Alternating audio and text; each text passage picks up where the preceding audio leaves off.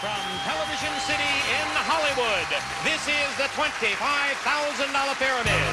Today's special guests are Jonathan Boyd, J.H.O., Davy B, Old Woodsy, C. Dizzy, Bill Hicks, and from Dallas, Ken Percival. And now here is your host, Paul Stanley. I actually brought my own food to Hawaii, which is amazing, although I had some great fish last night. Tonight, panel member Bill Hicks will be portrayed by renowned theoretical physicist Stephen Hawking.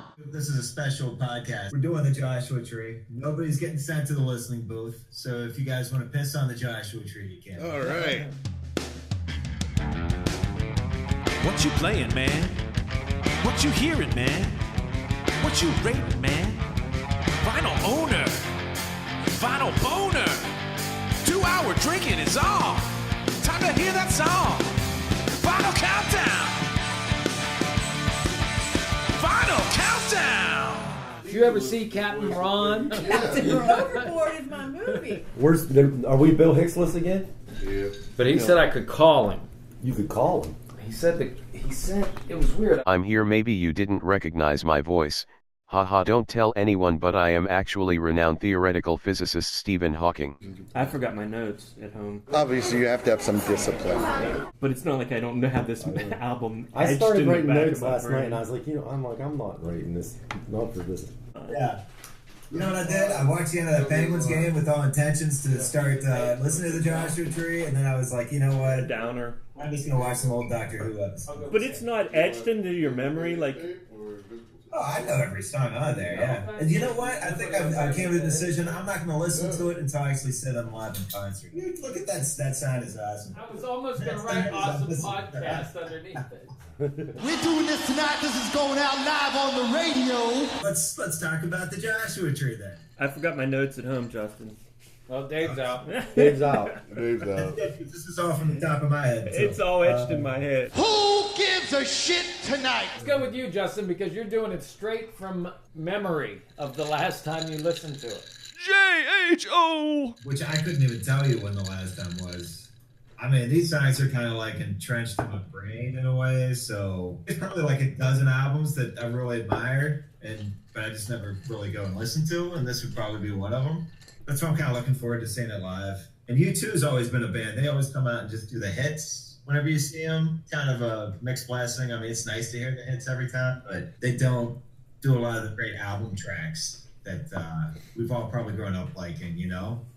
Whenever they said they were going to do the whole Joshua Tree album, I'm like, well, fuck yeah, I want to go hear this whole thing. I'll remind you, no hands, please. Here is your first subject. Go. I think I had this on cassette, I want to say, and then it went over to CD at some point. And I really enjoyed it. Like you said, it's pretty much U2 embracing the America. A lot of these songs kind of make me remind of Red Hill Mining Town, Trip Through Your Wires. Those songs all have this feel of downtown weird and crowds in the Lee Avenue train tracks for me for some reason. When you're young, you're immortal. Hey, Justin, you didn't give us your boner count. No. I'm sure it would be a 10. Albums you don't even need just by memory itself. You know what? It's like the Joshua Tree. I don't want to touch the Joshua Tree. I don't want to get to know Joshua Tree 20 years or 30 years later and see what's been up to. It's like that friend on Facebook you haven't seen in 30 years. What songs do you skip on it? What song would I skip on that album? Yeah. None. Not one of them. I love them all. Even Mothers of the Disappeared. Nice. Every song on there is perfect. Wow. Just ask Bono. It's a ringing endorsement. Wow. But yeah, it's a good album, and like I said, I was going to listen to it last night, but then I decided not to, just because I was tired. Kind of the same vein as Check Your Head. You know, I've heard those albums a lot of times, just didn't feel like going back and listening to them. But you guys all had your 2-hour drink, so... Chris, since you're not going to the show, what's your background with U2? C. Dizzy. I never really was too much of a U2 fan. I remember going to Geauga Lake. There was this group of clearly U2 fans. They had on skinny black jeans and combat boots and berets.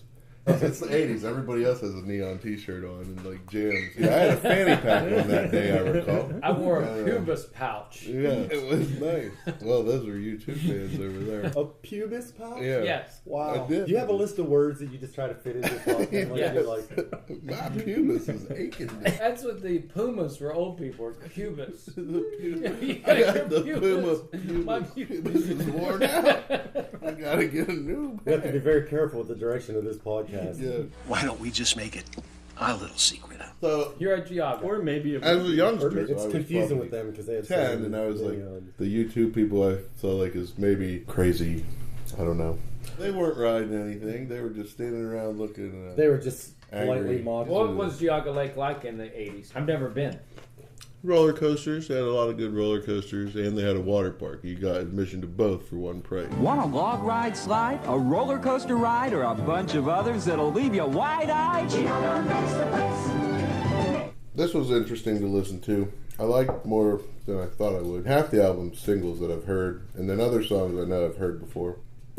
I'm laughing at some of my notes. Well, go ahead and hit one of your notes. So my note here is mention York Steakhouse. Do you remember York Steakhouse at the Steubenville Mall? No. It's common sense, you know. Fried food just isn't going to work a lot.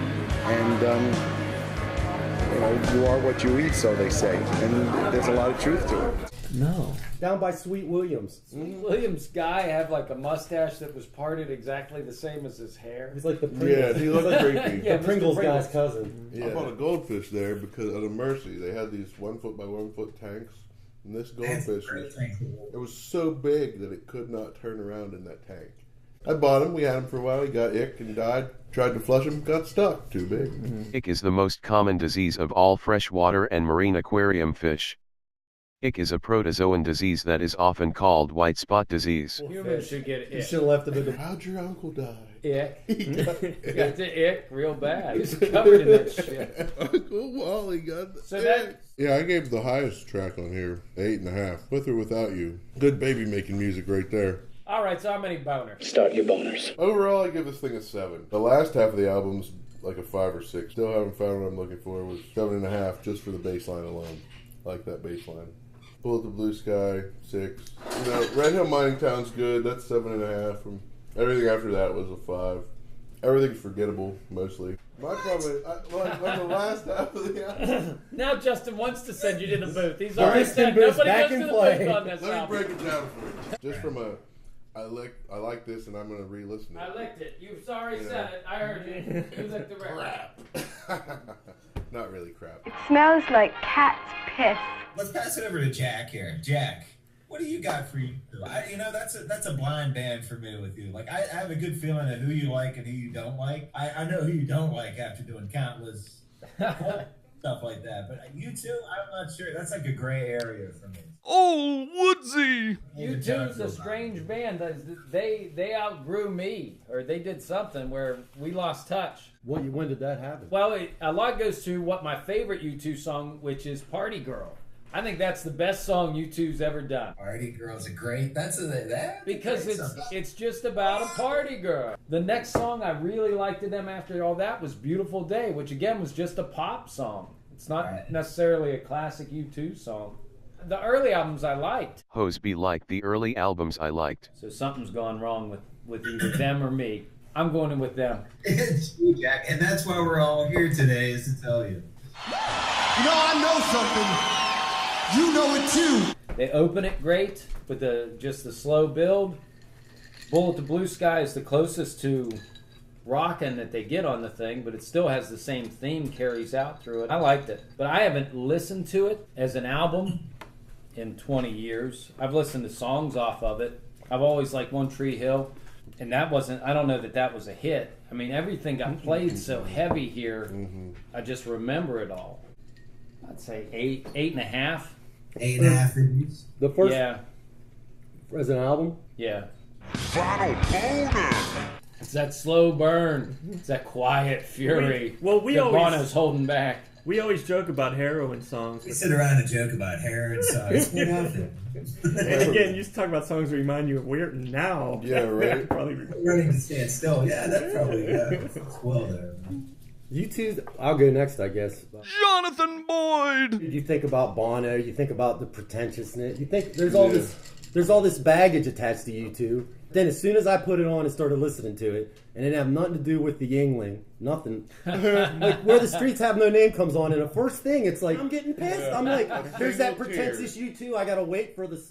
As soon as it starts, I'm 100% in.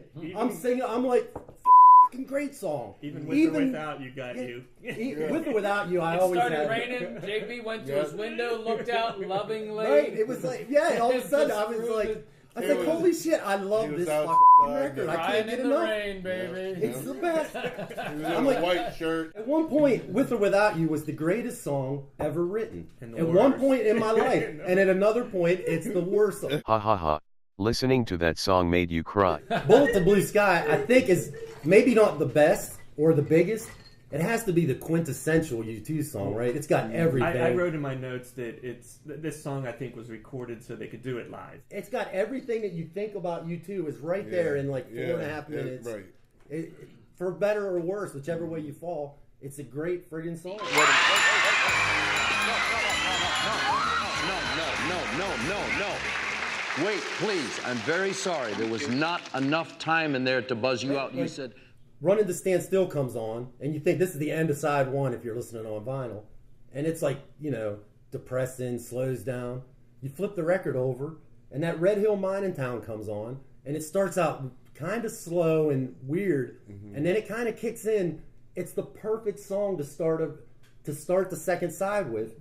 And then, like everybody else, after One Tree Hill, Exit and Mothers of the Disappear, take them or leave. Yeah. I honestly thought this album had 9 songs on it when I first thought of it. This was in the Caravel of Love, like we listened to all the time. Taking sips of Bud Light in the backseat of a baby Camaro. This is one of those ones that I bought the 12. We bought the 12-inch records to get the B-side. Sharing a beer, one beer amongst 18 guys in a Camaro. We like to take a taste of alcohol. Dave had the Live Under a Blood Red Sky jacket.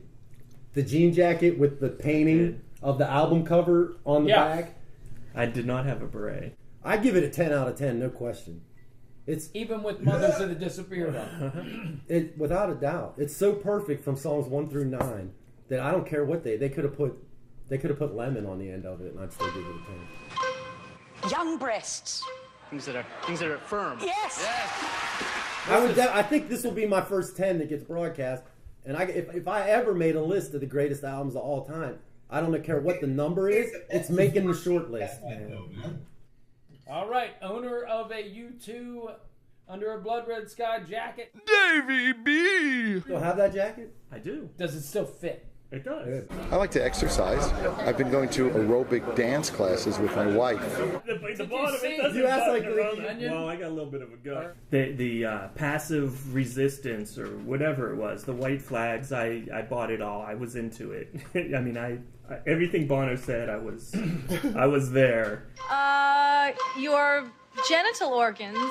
Things you touch, things you stroke, things you rub, massage, things you play with. I mean, like their live stuff was better than the album version. Oh, Same as Kiss. I mean, if I'm saying you just lost all credibility. I'm talking about the Kiss Alive and Kiss Alive 2. Right. Those are good albums. Those are good. The albums are better than their album cuts of the regular songs.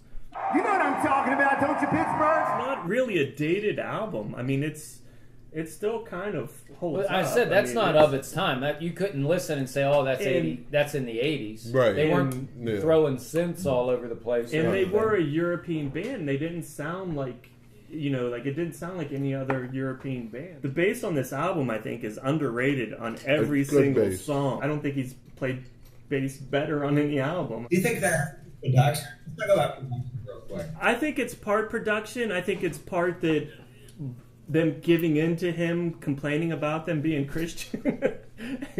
And just go with it. Well, they also did like the festival circuit, and they killed it. I mean, Live Aid, they killed. The US Festival, they killed. No, they definitely had a rep for killing live. And MTV showed that live at Red Rocks like every other weekend, it seemed like. Yeah, Red Hill Mining Town. That song reminds me of Weirton, I think, more than any song. I mean, even still. The mill used to dump slag, and it used to just light up the sky red, and like you could feel the heat coming off of the mill from all the way across the river. What about the song Exit? On my notes I wrote Rebecca Schaefer. Does anyone remember that? Killed by a stalker. And the stalker... Oh, right, with Mindy. Mork and Mindy was Right. And right. The guy... My Sister Sam. The guy who killed her I like that show. played this song constantly. Bardo told the psychiatrist the lyrics in the song Exit somehow told him his destiny. Then the defense attorney actually played the song in court. And they played it in court. And they showed him... They had a camera in court, and they showed him, and he was like... jamming like in his seat, like as they were playing. I'm like, oh my god, this guy's nuts. That guy is a hoe bag. But anyways, I don't give a song on this album lower than a 7. Overall, I give it a 9, only because the songs on Actin' Baby that I really like, or I think I like so much better. I thought about giving it a 9 because I was thinking maybe bands could only have one perfect album, but I changed my mind. An erection. Things a man gets, things that excite you, things that are stiff. So that's everybody's reviews. I didn't hear Bill. Did Bill say that? No, Bill's Bill's right here on the line. I'm Bill Hicks, and I'm here to say I'm in big time love with the USA. Bill Hicks. I could only listen to 8 songs again because YouTube made it difficult, and I didn't find the whole thing elsewhere, but I know all the tracks well and looked up the track list order to refresh my memory. I didn't make it through it, obviously. I only remembered in stone the first 9 songs. I had this album on magnetic tape as a kid, but I think my sister may have owned it on vinyl. The album was a big deal at my house and we played it plenty. By the time it came out, I'd listened to War and The Unforgettable Fire. I remember digging them while watching Live Aid. When Joshua Tree landed, U2 was getting tons of play on MTV and radio in the summer of '87, so it couldn't be ignored in my world at that time. I still love this album, but it is very top-heavy, and I remember hitting fast-forward lots to get through much of the second side of the album on cassette so I could flip it and start over. You said foods with paprika, did you not? That would have been unacceptable. I think I Judge, said Hungarian food. please tell me, am I correct? Is that right? Is my call correct? We did not get the buzzer in there. All right. My top songs are With or Without You, Where the Streets Have No Name, Bullet the Blue Sky. Not a ton of my friends liked this one as much as I did. I still haven't found what I'm looking for, and that's pretty much my take. So Dave gave it a 9. Jack gave it a 8.5. You gave it a 7. I give it 7.3 vinyl boners. Yeah, I like. Justin gave it a 10, and I gave it a 10. Yeah. Did you hear the story about U2 opening for themselves on this tour? I did. Yeah, I was going to say that country band. What was the country band, John? With the Walker something Brothers. The Bartons or something. That might be it. They was like called the Barton Boys or the Barton Brothers, and they wear the big hats, and they said unless you were in the first 10 rows, you couldn't tell it wasn't them. Hoes be like, I want to sit in the front row and I want nachos. You are not getting both, bitch. You still in there, Justin? You in the box? He's in the listening booth. What is he doing? Can you breathe? Are you choking? Blink once for Tap out SOS on the keyboard. Oh, I'm uncomfortable not seeing you. Yeah, me too. Not knowing what's going on back there. It's like you could sneak in behind us at any minute. And kill us with piano wire. Yeah. It's a way to kill people. It is. Do you know how much time there's left? I don't want to know. You look over the top of his head over there, see that one? 1 second left. All right. Whoa. All right, sounds good. All right, guys, take care. I'll talk to you in a couple later. All right. See you, Justin. Final countdown. Shout out to Julie Wilson. Yeah, Julie Wilson. One of our favorite listeners on Final Countdown. That's right. You guys know entirely too much about Culture Club. First album. Time clock in the heart. Oh my goodness. Second album's Church of the Poison I might start crying now just thinking about it. Yeah. Beautiful. You've not heard it? I haven't. We'll listen to it after we turn the recorder off. Okay. So it's nothing embarrassing. That's right. While we weep. That's good. I'll get the tissues out.